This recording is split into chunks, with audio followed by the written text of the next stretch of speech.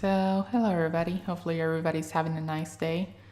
Today I want to talk about Spirit of the North 2, and while I'm doing that, I'm going to be showing you guys the Foxy home because I do want to say one thing before we fully get into the game. And I want to say thank you to everybody that watched the streams and, watched me play Spirit of the North 2. But I will not be making a part 9 to Spirit of the North 2 when it comes to this game because it was just basically we explored the Fox Island, like the bottom part, and it was just like explore the bottom part of the Ashlands, and that was pretty much it since we finished the main story in part 8. So I didn't think it was gonna be that worth it to make like a whole stream on just exploring two small areas. I kind of wanted to do it on my own, and that's pretty much it. There was not much. It was just certain areas of the Fox Island and then like certain areas of the Ashlands, and that was pretty much it. So I think it was better that I did it on my own off stream, but yeah, I'm gonna show you guys the Foxy home. This was the last collection item I needed, the last key. So basically there is like a raccoon grotto in Fox Island, and then you basically get the Foxy key and you basically get this home.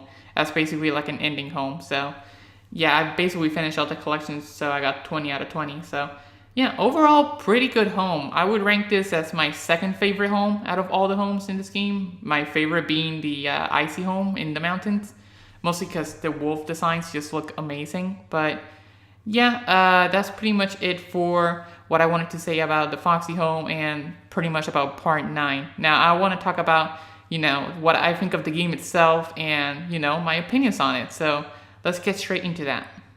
Alright, so now let's talk about the game itself and what I think of it. So first off, I'm going to start with my favorite part of this game, and honestly, it's so good. And that is the music. I love the music in this game. Everything just fits in so well with the vibe that they were going for. Like, every single situation you're in, the music just fits. But my favorite piece of music from this game, and it's not even close, it has to be the main menu theme. That main menu thing where you're just like in the PlayStation menu or you're just in the game just before you actually enter the game itself, it's so good. It's so good. Like it's so much better than the first game. The first game was pretty good, but this one's it just beats it by a long shot. It's not even close. I would have to say my second piece of music is something that happens in the game. It's in a cutscene. I'm not gonna spoil what happens because it's in the story.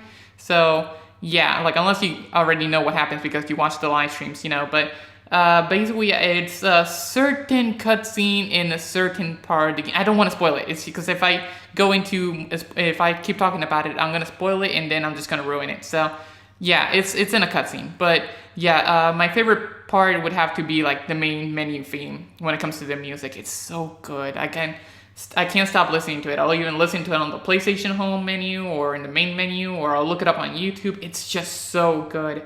It's so good. But yeah, that's pretty much it for the music. Let's move on to the gameplay.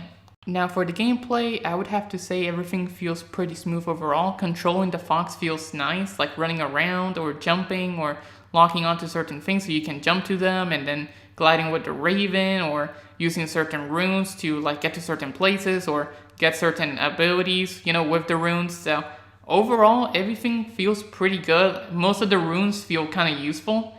And especially the running one. I wish they would have given you that like at the very beginning of the game because you're going to use it so much. It's like the main ability that you need in this game.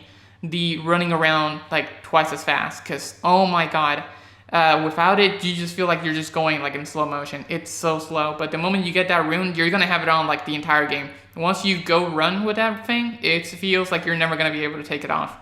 But yeah, overall, everything feels pretty good when it comes to like the abilities that you get with the fox and the raven and the way the runes work and the way you collect things. Like you have to go around and collect certain like vases so you can get crystals, so you can get your runes, and then you buy them at certain like raccoon grotto stations. That's where you buy your abilities.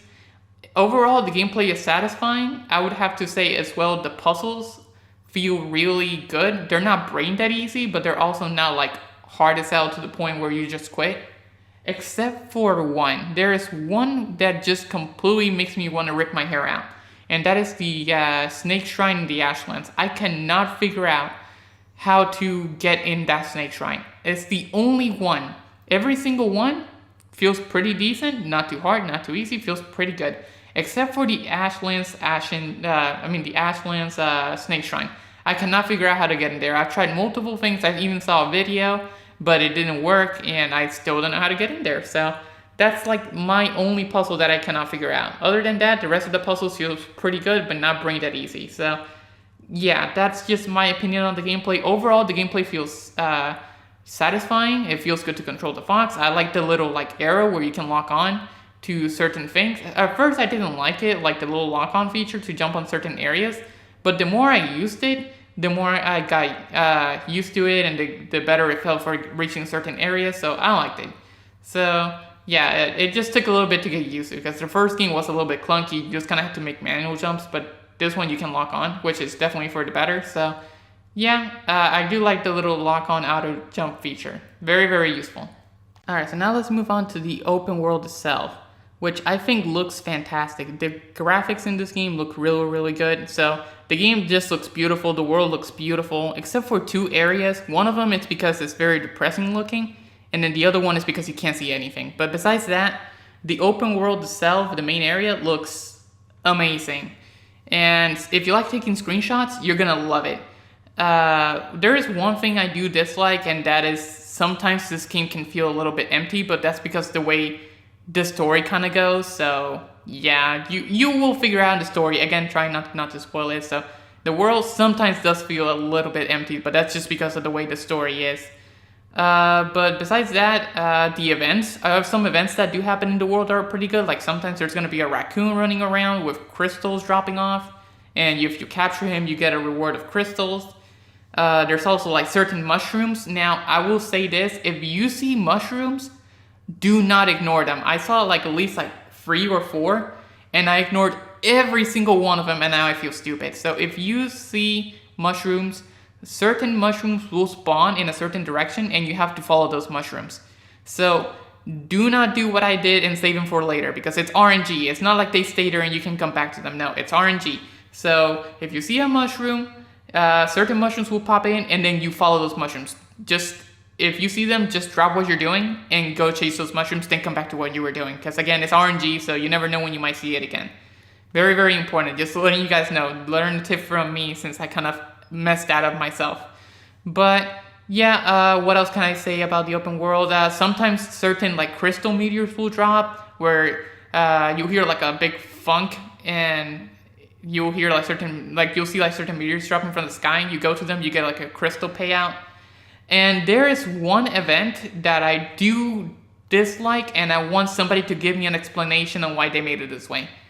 The Lightweaver event. Why is it the way that it is? I need somebody like to explain this to me. So basically, from my understanding, from what I've heard, this event only happens on Saturday, and there's gonna be a traveling trader. This is how you get the traveling trader achievement, by the way. Only on Saturdays, there's gonna be this little turtle with a light anywhere on the map, and I think you have to basically work together, because if you look at it on your own, you're never gonna find it unless you stumble it by random chance on a Saturday. So basically, what I'm trying to do is like go to like their Discord and basically try to find the Lightweaver on Saturday. So whenever Saturday hits, I will try to look for it. But basically what it is this is the only way, from what I'm thinking here. If I get this wrong, just let me know. From what I'm thinking here, this is the only way to get like certain skin colors for your character when it comes to the spirit energy. Because right now, I think the default one is the one I'm using right now, the blue one. And if you want certain other colors, you have to wait for this Lightweaver on Saturday. Now, I want somebody please to explain this to me. Why Saturday specifically? And how come this is the only area where you can get to unlock this? Like, what if somebody doesn't want to join the Discord or something? Like, I know it's just like a cosmetic thing only, but like, why specifically like a one day of the week? I just don't get it. I need somebody to explain how this event works, because it just feels kind of dumb for me.